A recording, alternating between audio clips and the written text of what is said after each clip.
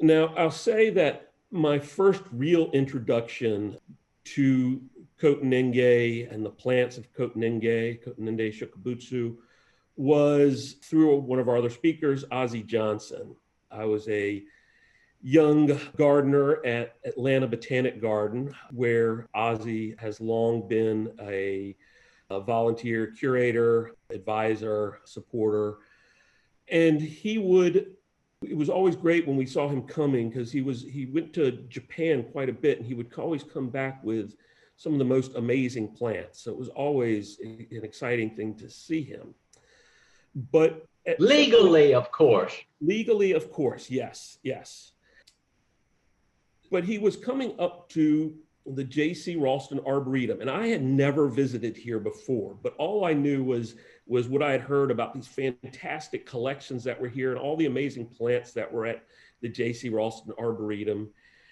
And Ozzie came back with this whole collection of these scraggly, ugly, to my eyes at the time, Nandinas, a whole collection of them. And he may tell the story about all that, but I thought, what is going on with this? And he explained a little bit about the tradition of Koten Engei and growing these types of plants, specific plants in containers and displaying them and going to programs. And over time, I got to know some of the other plants that I suppose in my youth I appreciated more than the leafless Nandinas.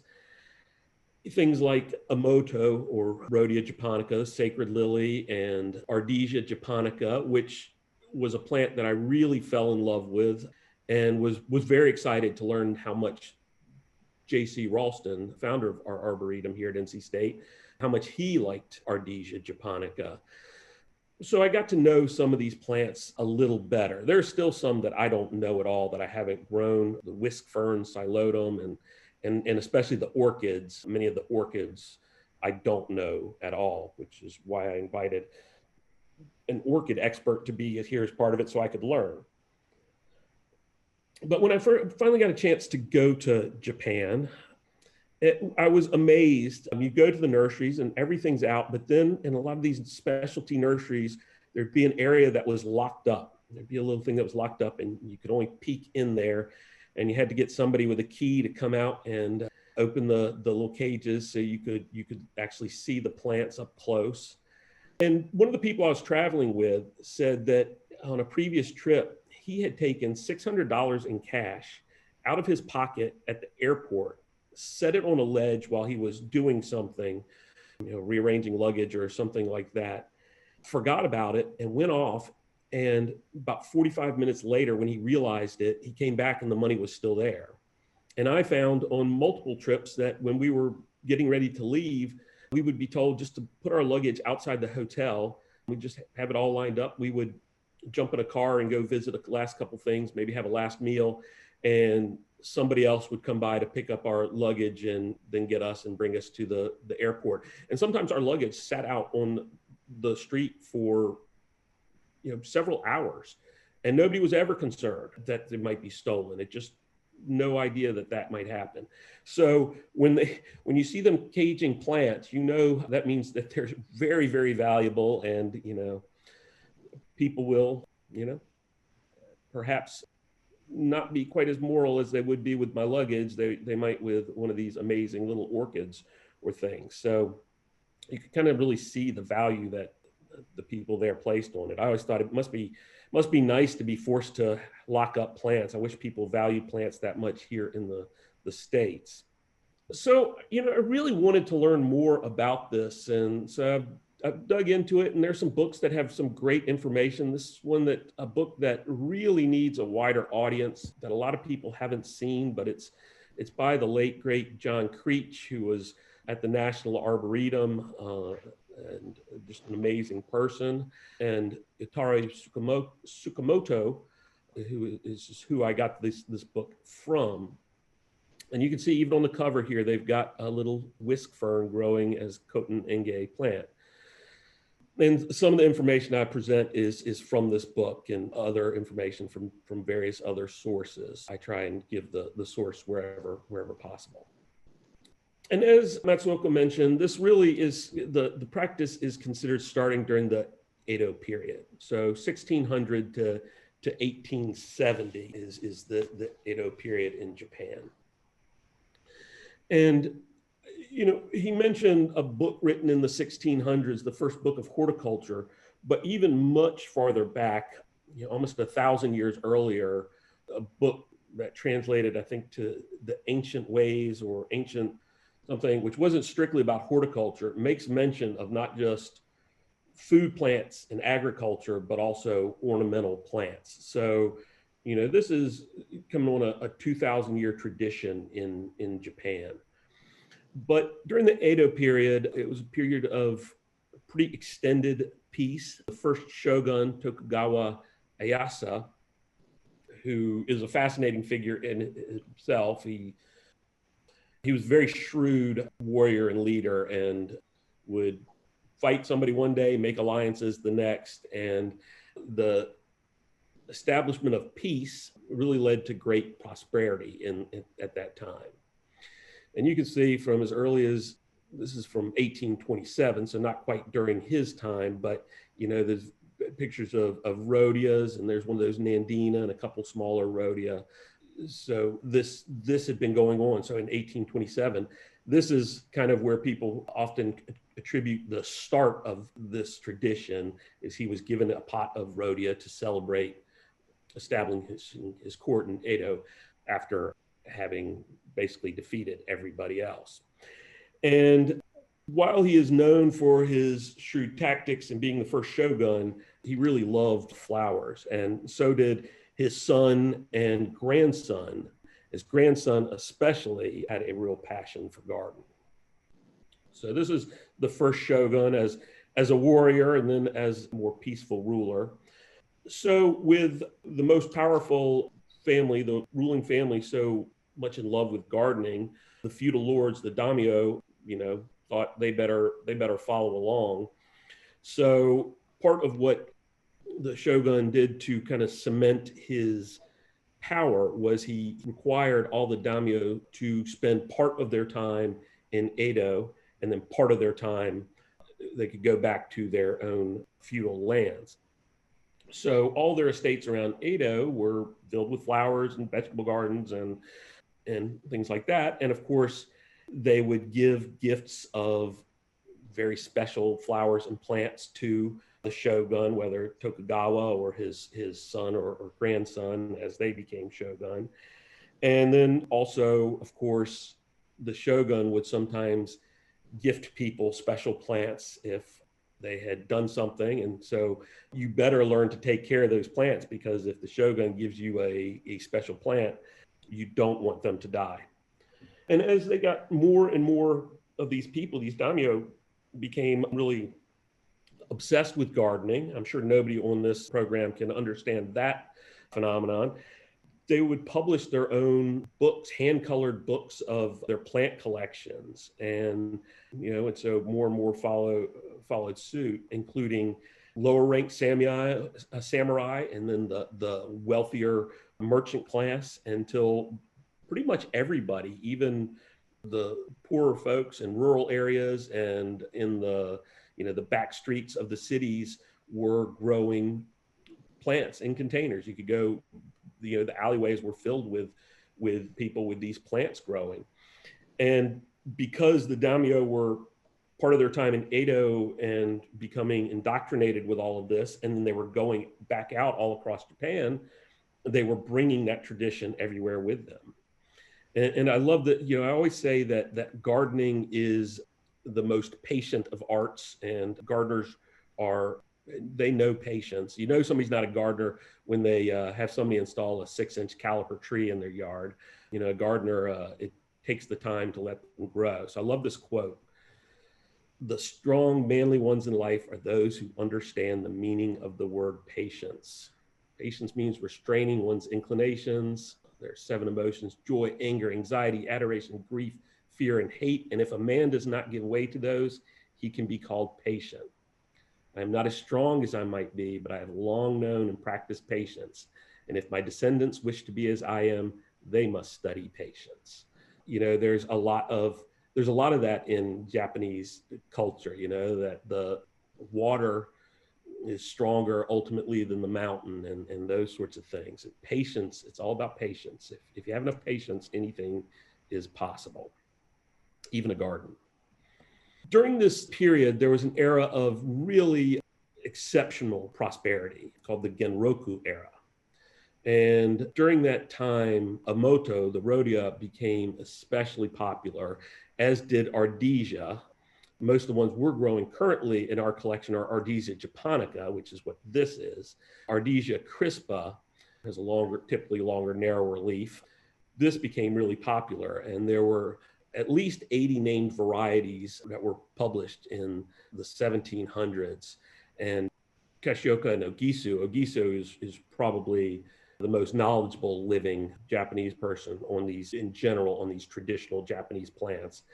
They say that almost all of these selections from back in the Edo period still exist. So it'd be amazing to be able to have that collection, develop that collection. And what was interesting, that as this pursuit of gardening spread, it became one of the few areas that was truly egalitarian. People focused on all these odd plants, flowers, color variegation. Another group that they did a lot with were morning glories. And long before Gregor Mendel discovered the mechanics of genetic inheritability, the Japanese had figured this out and had bred seedless varieties of morning glory. They had worked out all of these Mendelian genetics long before they did in Europe. And the level of sophistication in propagation and grafting was really just completely beyond what was happening anywhere else in the world at that time. And they published this. They published just an amazing amount of work, from growers' manuals to treatises on classifications. And they've been really, I'm going to talk about classification a little bit. And people wanted those things, and it lasted all the way through the end of the Edo period. But what was interesting was, even back then, during the period, these plant competitions and plant shows became very popular and very competitive. And this was truly egalitarian. You could be a rich daimyo, or you could be, kind of a poor shopkeeper. And it was all about the merits of the plants. And I did go to a show. It was a Dendrobium moniliform show, an orchid show. It was a professor in Japan who taken us. And he was there, and he was talking to us about a plant and extolling its virtues. And somebody, I don't know if it was somebody else who had a plant in the show, but who was somebody who was obviously not as educated, didn't have a PhD for sure, came over, and they had quite a discussion. I'm not exactly sure what all was said, but they were both very passionate about what they had to say about the relative merits of a couple of plants. And it was all good natured, but it was incredibly egalitarian, and that's lasted all the way since that Edo period. So when they're judging these plants, there's a classification system. It's called Mican. This is based on how the sumo wrestlers were ranked and classified. This is one for Emoto, for rhodia. And you can see, these are going to be the real special ones at the top, and go for a lot of money, a lot of money. But this is from Hirogi Matsuoka's website, in kind of breaking down this Mican. This is for Fukuran. So I'm not going to talk about the plants at all, because Peter Lin knows more than I will ever know about the orchids. So, but this is for the Neophanetia or Vanda falcata. So what you have the header up top. You have the information about which version it is. You have the new registrations over here.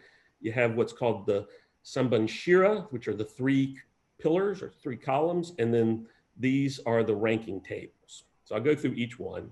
This is just telling you what you're actually looking at. This is, the Fukuran Mican, the ranking of the plants. This is the version. So this is the 2020 version. They added a Japanese flag on there for the 2020 version. This is the edition with it. So basically kind of dating when it is, what number it is. So this is the 71st of these. They do it once a year. So 71 of these every year that's published, and which is a great historic document for looking at how tastes and trends change over time. And then this is just saying it's the Fukuran Society, and there's their stamp.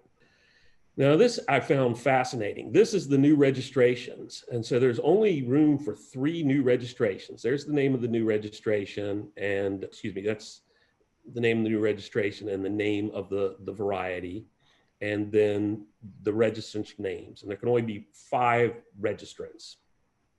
So this year, there were only 2 new registered varieties. I'm told that there is another table that you can see more varieties if there are more, but I've never actually seen that. Then you have the 3 pillars, the Sanbunshira. And the 3 pillars are in the gold boxes are the plants that are classified as excellent. And then in the fans, plants that are considered popular. So these are plants which are highly desired by hobbyists. We'll talk about the more highly desired plants, but these are ones that hobbyists would want, but that are relatively available. So it can't be too rare to be in here. It has to be something that is out there, but is excellent or popular. So if you were starting, these might be a good place to start, because you could get them, but you'd be getting really excellent ones. And they're usually ones that really exhibit the characters of whatever that group is. So when you look at this, assuming you can read all this, the way it works is this is number 1. This is number 2 of the excellent. This is number 3. And then you come down and 4, 5, 6, 6 a little sideways, 7, 8, 9, you get it. And then same thing with the popular ones. Start 1 here, 2 here, 3, and then 4. So then you get to the ranking of them.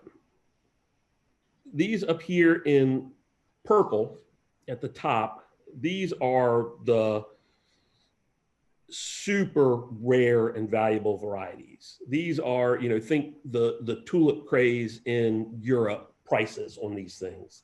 They are incredibly, incredibly rare and valuable, and people pay a lot of money for them. Then you have the rare and valuable series. So these will still be very expensive. And a lot of times these will be ones that collectors of one particular style will really, really want, but may not be as popular for other people. Then you have, of course, popular and valuable varieties, and then popular varieties across the bottom. And they always go, you'll start, like with this table, you'll start in the east, and this will be the number 1 one, and then this will be the number 2 one, and then 3 and 4. If one moves up from this table to this table, it would go in this position. When the year after a new variety comes out, it goes right here. Now it may drop down after that, but for that first year, it goes here. So these 2 were new varieties the previous year. And part of that is because people want new varieties and there aren't as many available, so they tend to be more valuable. So it is a very, very kind of strict and interesting way to rank the plants. I'd love to see this published in English format. I've never seen that. I looked around for one and couldn't find one to show, but I wouldn't mind getting an Emoto one, especially maybe a print of an old one, just as a wall hanging. I think it's a beautiful piece of art. Mark. Yes, sir. Could you address a little bit the other aspect of this as far as a valuable advertising for the nurserymen who participate in this, as you know, as a device before they had postal system to mail out the catalogs and all For that sure. aspect? Yeah, I mean, to be the registrant on there, to be able to have this up, this was distributed through all the collectors. So to be able to show that you have some of these rare and valuable plants, that you're registering new ones. It's like when the American Daylily Society puts out their brand new top plants, or any other society, the people who are registering them often are the nurserymen, although in this case, a lot of times it's amateur enthusiasts as well. But yeah, this is a way that people knew you had something really, really good. And I think it's still that way. But you're right, before you could mail out catalogs and things, the enthusiasts who travel by word of mouth that Ozzie Johnson had this, that was the only place you could get this plant, this #2 on this rank. Soft caress mahonia. That's right, soft caress mahonia. It's the only place you can get soft caress mahonia. So you have to go to him, and people would travel to get those for sure. One other thing that Matsuoko mentioned was, these very special pots that you display them in. It's pot, it's the coaster that it's on, all are part of it.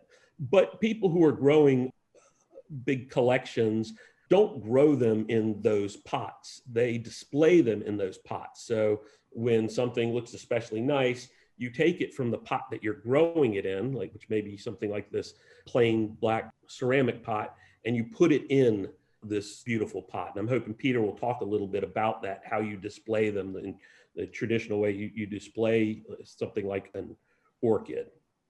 This would be more the typical pot. And, some of these are a little bit nicer. Maybe these have just come back from the show or getting ready to go to the show. They've been potted into nicer pots and have been nicely mossed and tended to. And they will go on to the show soon. But you can get, these pots can be tremendously expensive. And they're small often compared to what we think of as typical pot. This is more traditionally what you might grow them in, just in the nursery or in your house. A lot of people use plastic pots. They're light, they don't break. You might use unpainted, unadorned ceramic ones, or even just terracotta.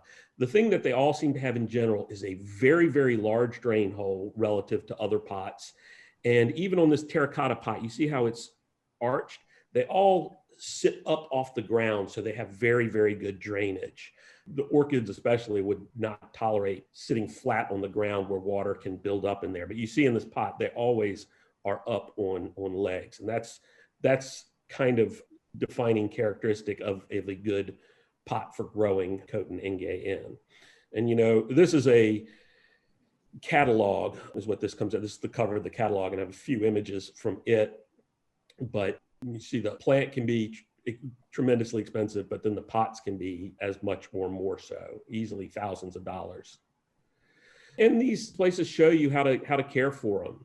And you have a pot like this, man, it's overgrown. They'll show you, take it out, get all the moss off, pull it apart, prune it, clean it up. Now you have 3 plants that you can repot in different size pots and get them going. And they show you how to really repot them.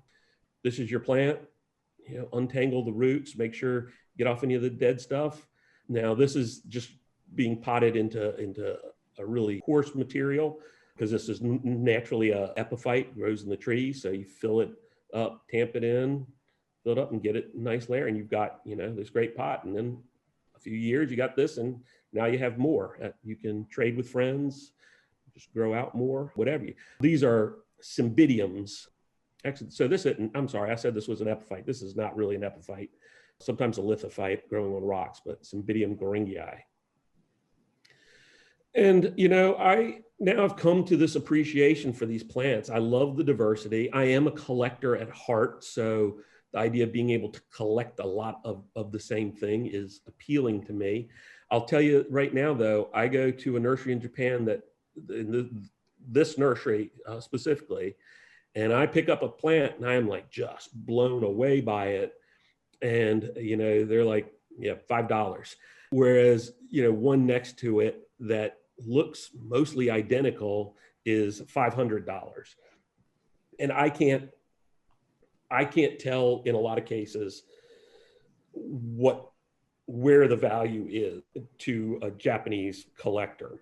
I think it just takes being immersed in it a lot more to really understand that. Certainly part of it is the harder it is to keep alive, the slower it is to grow and produce makes it more valuable. But it's the same thing I always say with koi. If I go to a koi show, I look in the tank that's got all the really showy, colorful ones. And I'm like, oh man, those must be expensive. And those are ones that are one step away from cat food. Whereas some of the very plainest and some of the very ugliest are, to an amateur's eye, are the most valuable. I have learned that if you go for one in a plastic pot, it's probably cheaper than one in a ceramic pot at the nursery, but that stands pretty much to reason. And a lot of these places, Ozzy may talk more about this, will grow either just one thing. This place grew only Emoto. That was all they grew were rhodia. Whereas this place grew Selaginella and Nandina during the summer, and they switched over to other plants in the winter, what they displayed. And, while this is very, very traditional, and the Koten Engei is a very structured, very defined way of kind of growing and displaying plants in Japan. Even in Japan, at these places that specialize in plants for Koten Engei, this is the Emoto Association puts out this booklet. Even they point out that you don't have to grow them in that traditional way. You can grow them in the garden. I have in my house exactly one potted plant. I don't deal with potted plants. I don't water them much. So I grow my collection of Emoto in the woods, in my shade garden. Here at the Arboretum, we can put them under mist, so don't have to water them every day by hand. But you don't have to be constrained by that. And also, purists would say that there are a set number of a defined group of plants that are grown in Koten Engei. They tend to be Japanese plants, and they tend to be, a lot of them are woodland plants that tolerate shade, which makes them easier to grow inside. And most of them are foliage plants. But, people, well, I've been in Japan, have pointed out that there are some other things. These are all Japanese ground orchids, Goodyeara. We have some native Goodyeara pubescens you can find all through the woods. It's got a little felted leaf with these veinings. And so there are other things that you could grow as a Koten Engei plant than the handful of kind of prescribed genera that are generally grown.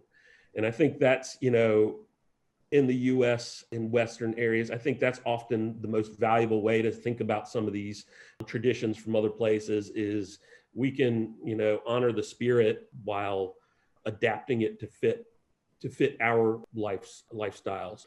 I know when I worked with Ozzy in Atlanta Botanical Garden all those years ago, in the Japanese garden, there was a Virginia pine in there because there was no reason not to use our native pine because it can be sculpted and pruned to look like the Japanese pines.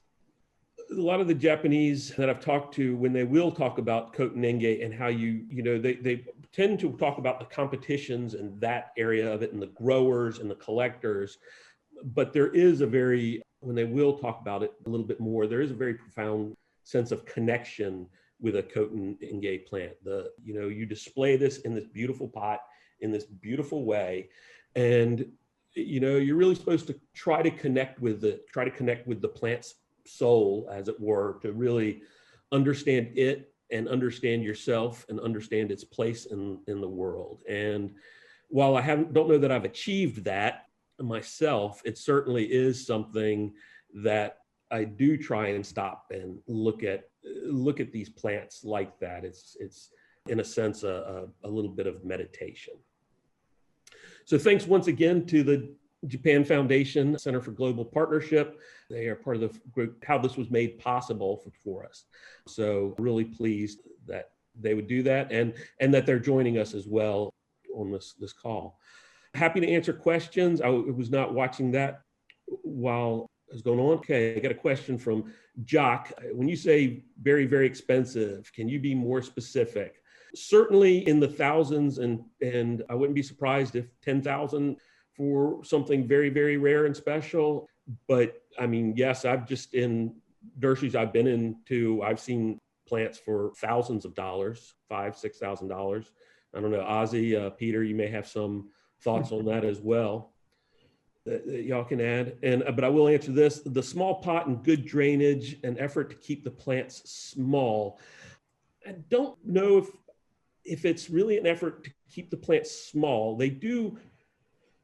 Yes, I think in part to keep the plants small. Part of it is just how I've seen them displayed. Now they can get bigger. Think what a 1 gallon plant here in the US might be. I've seen some of the larger rhodias displayed that way, but it tends to be smaller, and they tend to, more often you get one division of a rhodia is what you see, not full divisions or full pots like we would think of as a well-grown plant often. And that's, I think, so you can really show that defining characteristic. Now, again, I am speaking more of the Nandina and the Ardesia.